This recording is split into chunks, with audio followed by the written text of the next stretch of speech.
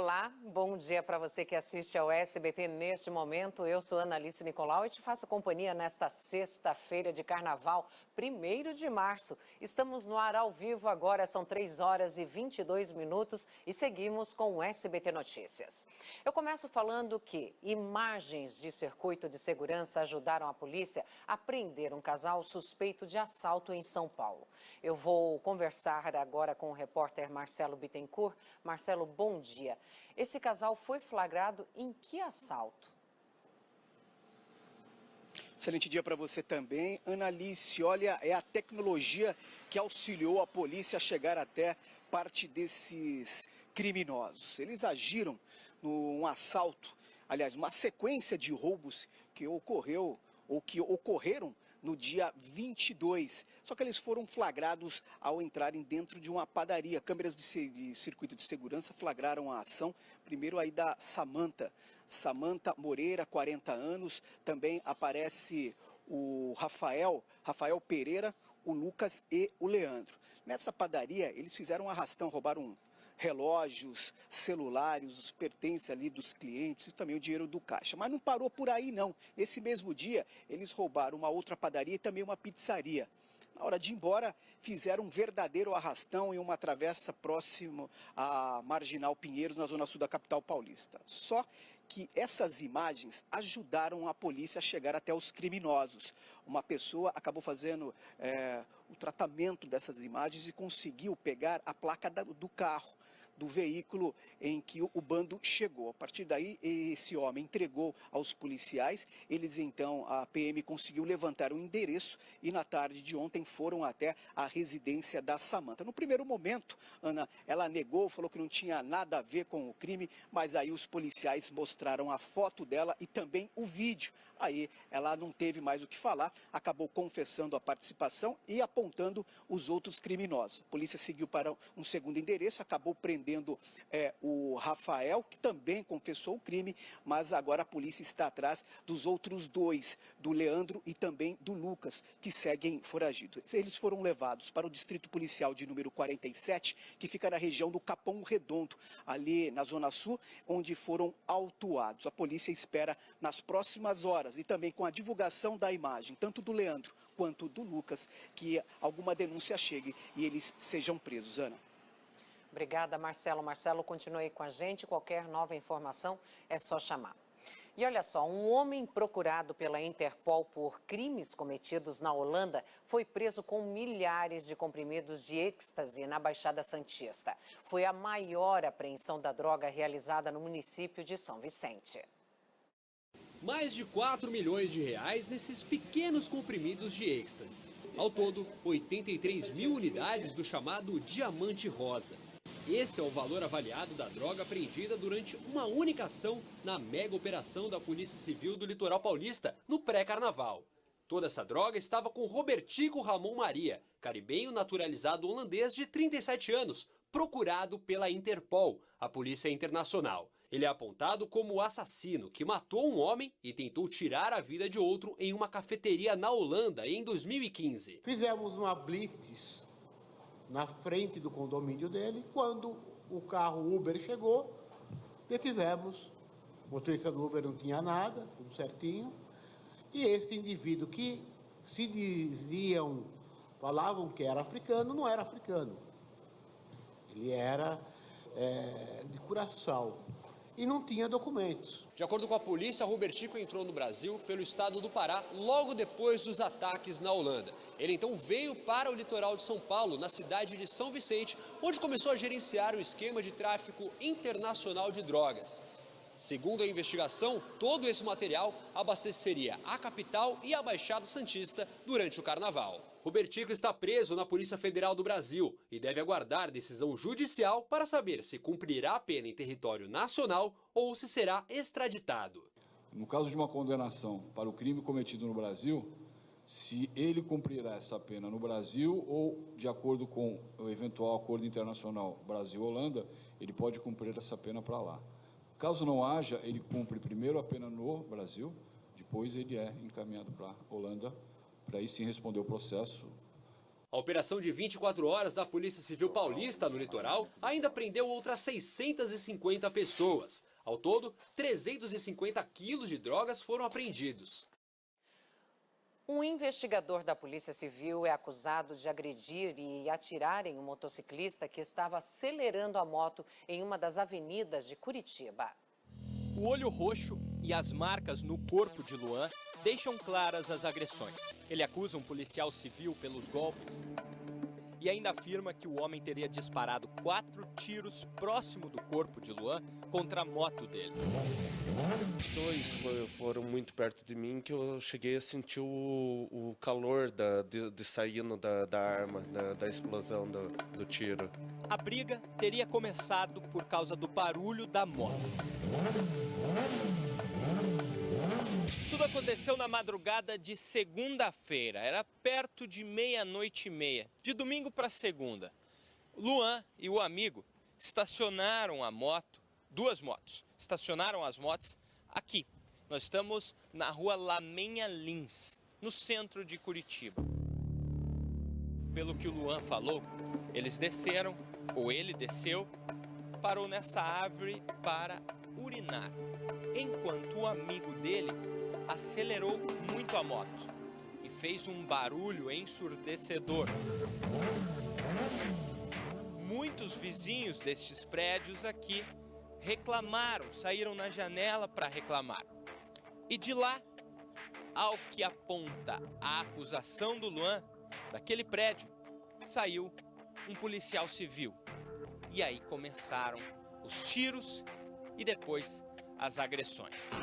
Esse rapaz, ele desceu com a arma em punho, acabou, na hora ele já veio para cima de mim, eu tentando explicar que não tinha sido eu, só que ele já começou a fazer o disparo, ele não esperou explicação, não esperou nada, ele começou a disparar contra a minha moto.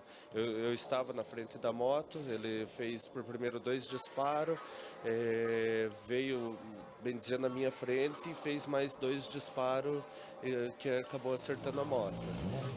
Ele correu para dentro da portaria do prédio dele e eu liguei, peguei o meu celular e fiz ligação para o 190, para a Polícia Militar. Nesse meio tempo, enquanto eu aguardava a viatura, ele retornou, ele saiu novamente da portaria do prédio dele e começou a me agredir. Ele viu que eu ia ficar ali, que ia querer identificar ele como autor dos disparos.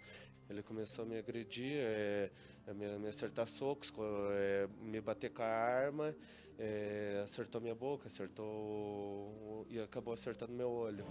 Mas alguns vizinhos disseram que o barulho durou muito mais tempo do que afirma Luan. Um pouquinho antes da meia-noite, mas eles foram longe. Durou essa... Eu não contei em tempo, mas durou um monte. Eu não consegui dormir a noite inteira, porque aquele barulho ficou na minha cabeça, que não era um barulho de morte. Era um barulho de acabar com a cabeça. Muito alto. O investigador da Polícia Civil foi identificado como Aclisson Augusto Neia, lotado na Delegacia de Proteção ao Meio Ambiente. Nós não encontramos Aclisson em casa. A polícia prendeu um homem que tentou matar a ex-companheira no Rio de Janeiro. A vítima havia colocado um ponto final no relacionamento e acabou sendo esfaqueada.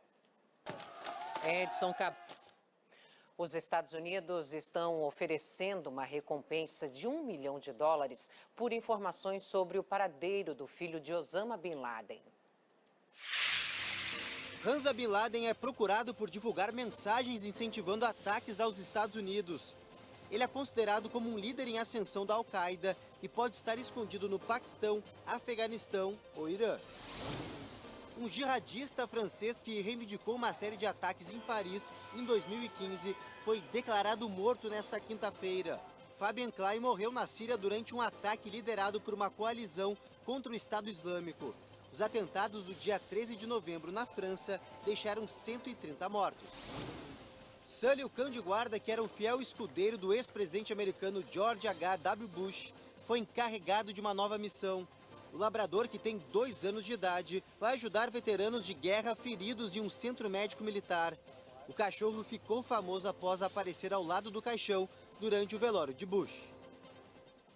E você vai ver a seguir, forte chuva faz Rio Tietê transbordar e deixa a cidade no interior de São Paulo cheia de lixo. Idosa reclama do barulho da quadra de esportes e é agredida por vizinhos em condomínio de Curitiba. Taxista morre com tiro na cabeça após tentar fugir de arrastão no Rio de Janeiro. O SBT Notícias volta já.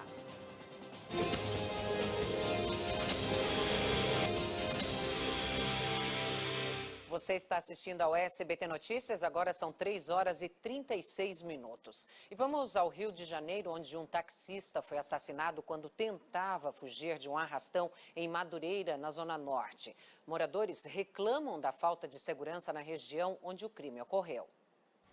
O taxista foi morto com um tiro na cabeça, tentando fugir de um arrastão, na rua Maria Lopes, em Madureira, no subúrbio. Os assassinos conseguiram escapar.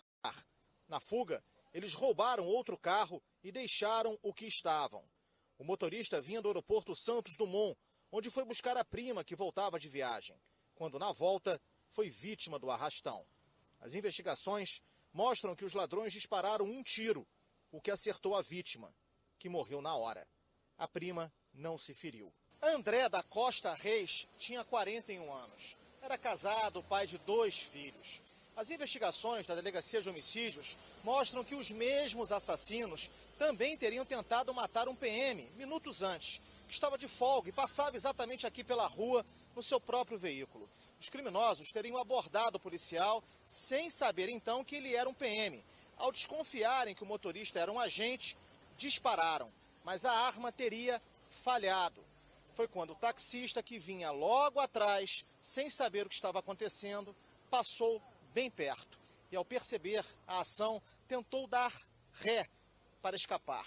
Perto do local do crime fica a favela do Campinho. A região também é próxima do Morro da Serrinha.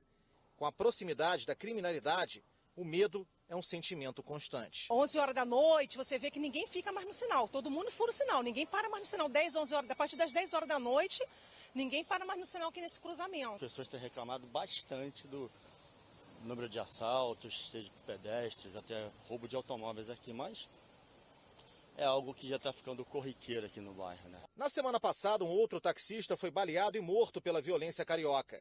O motorista José Francisco de Lima, que tinha 58 anos, foi atingido no peito por um adolescente de 17 anos, exigindo que o taxista o levasse até o Complexo do Alemão.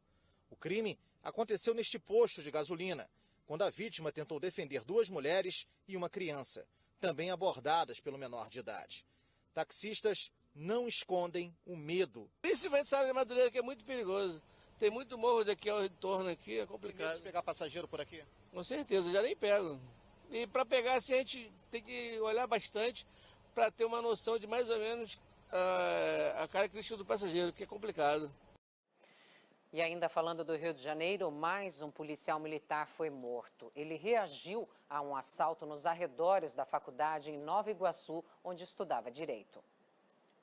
Diogo Rodrigues da Silva tinha 31 anos e manobrava o carro quando foi surpreendido por pelo menos 3 suspeitos.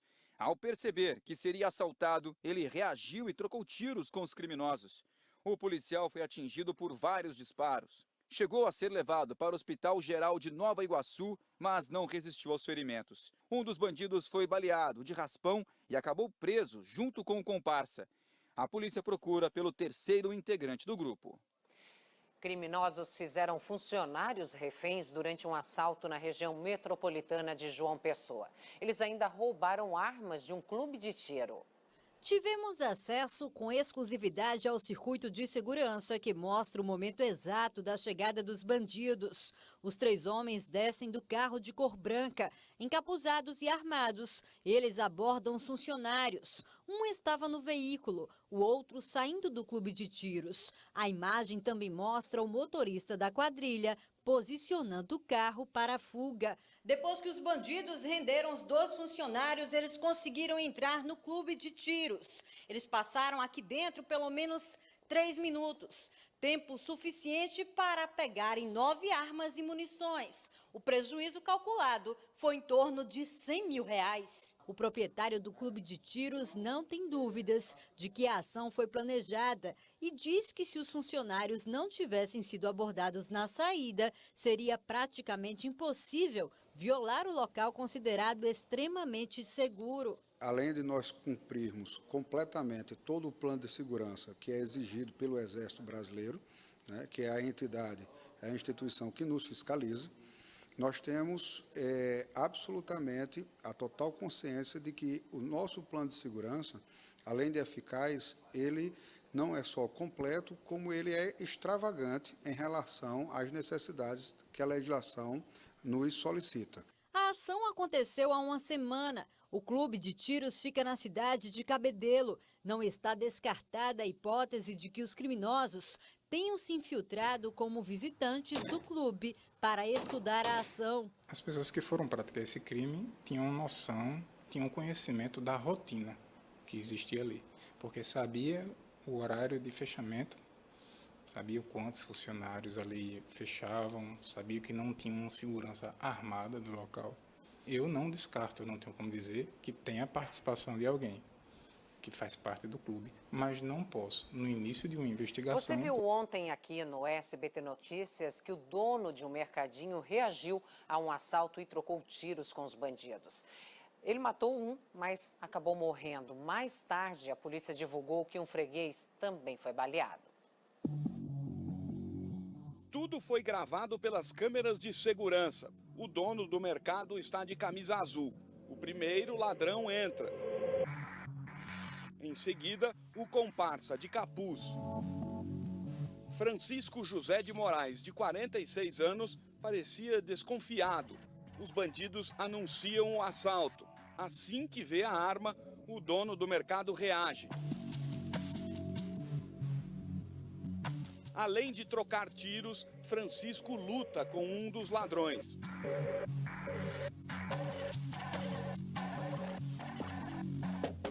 Ferido, ele não aguenta e cai. O ladrão ainda volta e rouba a arma do comerciante. A mulher dele assistiu a tudo do caixa. Um cliente acabou levando um tiro nos testículos. Um terceiro assaltante esperava em um carro do lado de fora. O bandido que foi baleado morreu ali mesmo. A arma que ele usava era de brinquedo.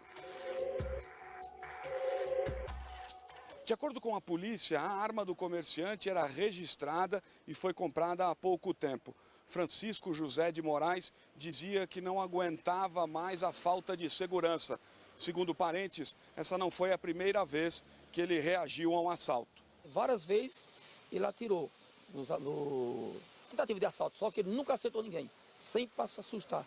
A família já tinha alertado Francisco que a arma na cintura não era a garantia de segurança.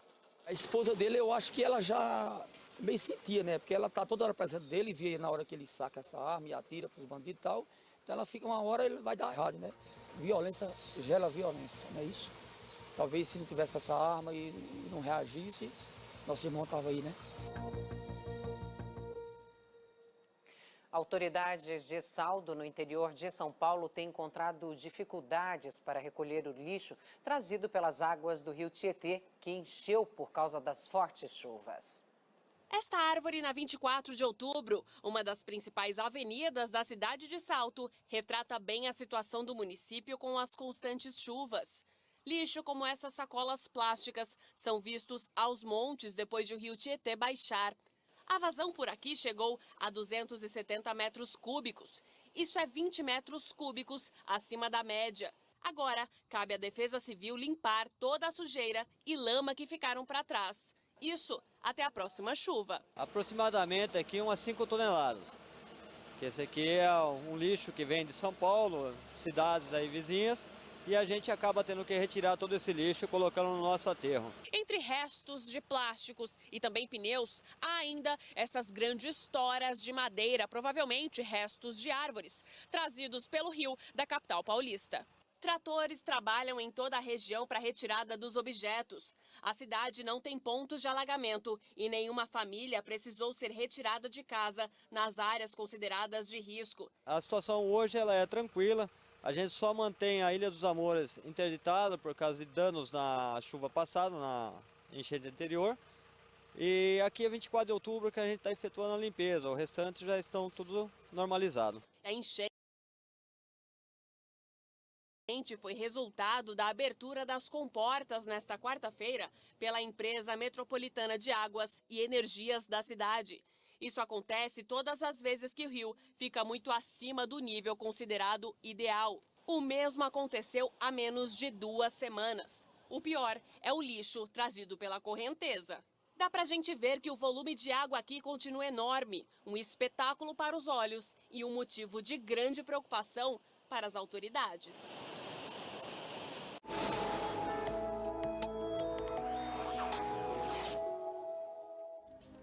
As imagens mostram nuvens carregadas sobre todo o país. Nesta sexta-feira de carnaval, a chuva não dá trégua. O dia começa com muitas instabilidades entre São Paulo, Minas Gerais e Rio de Janeiro, devido a uma área de baixa pressão e um corredor que puxa a umidade da Amazônia. Podem ocorrer deslizamentos de terra no litoral de São Paulo, zona da Mata Mineira e Serra Fluminense. Nos outros estados chove e as pancadas são rápidas. Nas áreas claras, o tempo firme predomina. Em Porto Alegre faz 30 graus. Em Belo Horizonte, máxima de 25. 25 graus também em Curitiba, que terá chuva isolada. No Rio de Janeiro, o céu fica nublado e chove. A máxima não passa dos 27. Em Salvador, o sol predomina e a temperatura chega a 33 graus. E na capital paulista, a semana termina com pancadas de chuva e elevação nas temperaturas. Máxima de 27 graus. Violência dentro de um condomínio em Curitiba. Vizinhas agrediram uma idosa de 66 anos que, segundo ela, reclamou do barulho na quadra de esportes. O ataque foi gravado por uma câmera de segurança.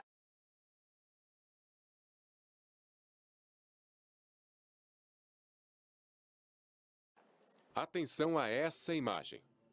Em poucos segundos, uma idosa será agredida. A bengala e os cabelos brancos revelam a maturidade que não foi respeitada por mulheres, mais jovens, mais fortes, tomadas por uma raiva evoluída para a intimidação, puxões de cabelo, empurrões, tapas. Somente a atitude de outras mulheres deram fim à confusão. No mesmo dia das agressões, a família da vítima veio até o 8º Distrito Policial e registrou um boletim de ocorrência. As imagens do circuito de segurança só foram liberadas graças a uma liminar da Justiça. Agora, o inquérito está aberto e as agressoras vão responder a um processo judicial. Nossa equipe de reportagem estava na delegacia quando Dona Sônia foi prestar o depoimento. Ela ainda lembra em detalhes os momentos que passou. Tem o parquinho em frente à minha janela do meu quarto. O pessoal fica ali na quadra, fecha o parquinho, mas continua a quadra, né? Até o pessoal começar a chegar do trabalho, né? E fechar, né? E como eu tomo remédio. A senhora reclamava bastante e uma hora a raiva das mulheres virou agressão. Elas chegaram por trás, já me agarraram e tentavam, diz que iam quebrar meus dentes, né? E puxaram muito meus cabelos. O filho Christian foi depor junto com a mãe. Indignado, ele tomou a atitude de procurar medidas legais para o caso. Revoltado, né? Realmente é revoltante, muito triste. É algo chocante você ver a sua mãe sendo agredida. Aliás, qualquer um, né? Qualquer um. Ainda mais se tratando de uma idosa, como ela é, problema de saúde que ela tem. Vocês viram, usa bengala para se locomover. Tem justificativa. Nada justifica, nada justifica. Agressão nunca é o melhor caminho. Uma vizinha que conhece Dona Sônia há 30 anos nos contou atitudes da vítima que geraram a revolta. Ela veio aqui e começou a xingar as meninas que estavam sentadas lá onde aquelas mulheres estão paradas. As meninas estavam sentadas lá. Ela veio com a bengala, ela apontava e xingava. Foi covardia? Foi, porque pegaram em duas, certo? Mas isso ia acontecer, se não fosse com um, ia ser com outro morador daqui. Tenho medo de levar o lixo e elas me agredirem novamente, né? Porque elas me machucaram bastante, né?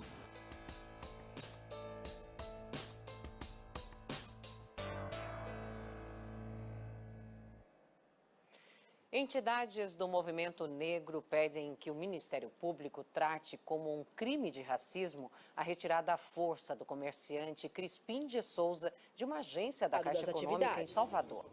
E você vai ver a seguir, dona de loja de material para festas cai em golpe e tem todo o estoque roubado por falsa cliente. Operação da Polícia Civil e Ministério Público prende suspeitos de fraudes imobiliárias em cartórios da Baixada Fluminense. E em São Paulo, a polícia usa rastreador de celular e liberta empresário sequestrado por bandidos. O SBT Notícias volta já.